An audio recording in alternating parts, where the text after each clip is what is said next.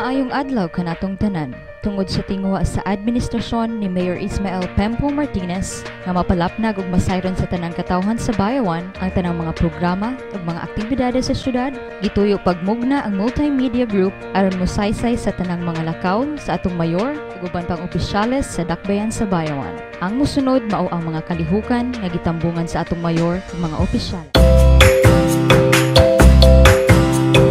Hunyo 15, 2015, gipahigayon ang usa ka Peace and Order Council meeting didto sa Old SP Session Hall ning Dakbayan nga gitambungan nila ni Mayor Ismael Pempo Martinez, Konsehal Jonas Trias, Konsehal Danilo Lamis, Lieutenant Sarmiento sa Philippine Army, Police Inspector Derek Flora ug mga kawani sa lokal nga pangagamhanan ning Dakbayan. Tumong o katuyuan sa maong panagtigom mao ang pag-update sa sitwasyon sa atong mga kabukiran nga may kalambigitan sa peace and order ug didto usab gisgutan ang mga tagsa-tagsa ka mga concerns ug panginahanglan sa 79th Infantry Battalion.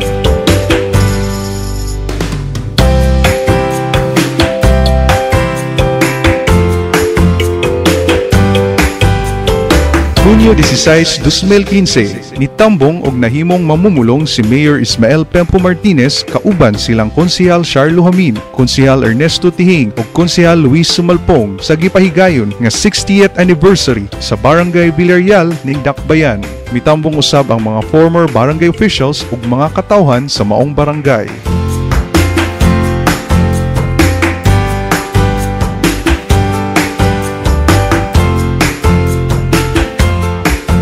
Hunyo 17, 2015, nagpahigayon og usa ka site visit ang Negros Oriental Provincial Tourism Office nga gipanguluhan ni Ms. Myla Abiliana kauban ang iyang staff didto sa Niludhan Falls sa Barangay Dawis o Beatriz Falls sa Barangay Nara. Kini gipahigayon aron pagsusi sa maong tourism sites para i-develop sa umaabot. Sila giabi-abi ni Konsehal Charlo Hamin ang acting mayor ni atong adlaw, Vice Mayor Mark Fidencio Aurelia, Mr. Eliseo Manlangit ug Mrs. Irel Manansala sa City Tourism Office ug Honorable Narciso Casipong alang sa ilang pagbisita sa Barangay Dawis.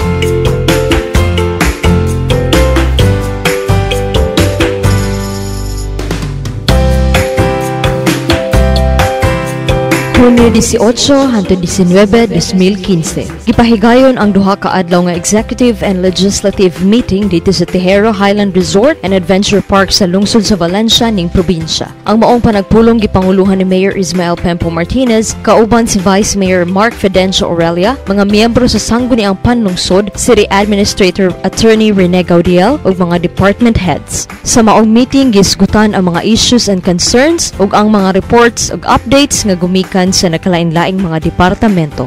Mitambong usab sa maong panagpulong si Congressman Pride Henry Teves kauban ang iyang Chief of Staff nga si Mr. Jack Raymond.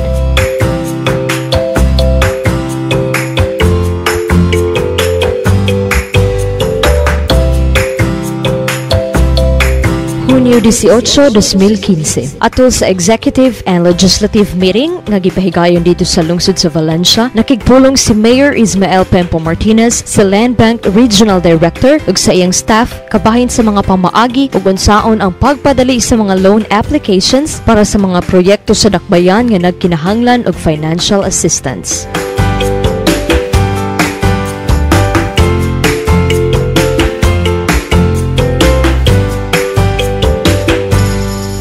Hunyo 19, 2015. Nakigpulong usab ang mga opisyales pinanguluhan ni Mayor Ismael Pempo Martinez ug ang mga department heads sa lokal nga pangagamhanan kay Assistant Provincial Agrarian Reform Officer Attorney Louis Naranjo kabahin sa mga yuta sa dakbayan nga ubos sa DAR projects and programs. Kini atol sa executive and legislative meeting nga gipahigayon dito sa lungsod sa Valencia.